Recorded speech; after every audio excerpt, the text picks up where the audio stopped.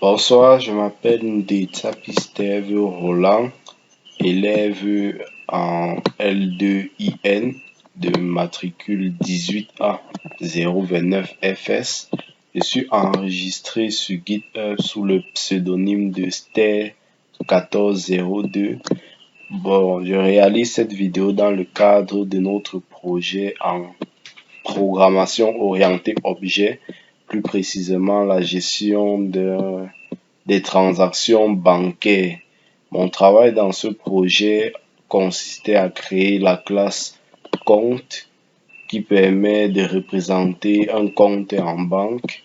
Pour ce faire, j'ai créé donc tout d'abord un constructeur potentiellement surchargé vu qu'il peut prendre des arguments par défaut qui ont déjà des valeurs par défaut qui sont donc le numéro du compte et le solde. Les tirets de 8 qui précèdent ces attributs du compte sont une convention pour dire que ces attributs sont privés. Bon, la méthode str permet d'afficher en quelque sorte l'objet via un print. Pour ce faire, on a juste à faire un return qui retourne une chaîne de caractères comme ceci. La méthode getNuméro nous renvoie le numéro du compte du client.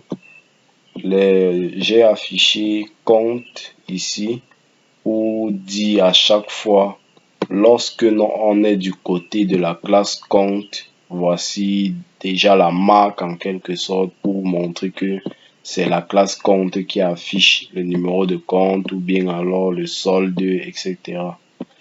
La méthode getSolde nous renvoie aussi votre solde est 2, ça affiche via un print à l'écran, puis ça nous renvoie le solde. La méthode setSolde, quant à elle, est un modifieur qui prend en paramètre le nouveau solde du client et l'affecte à son attribut. Donc, il affiche votre nouveau solde est 2 et puis modifie le solde du client. La méthode, on définit les méthodes en Python via un def, donc suivi du nom bien sûr. La méthode infoSolde, quant à elle, nous affiche juste via un print les informations sur le solde du client.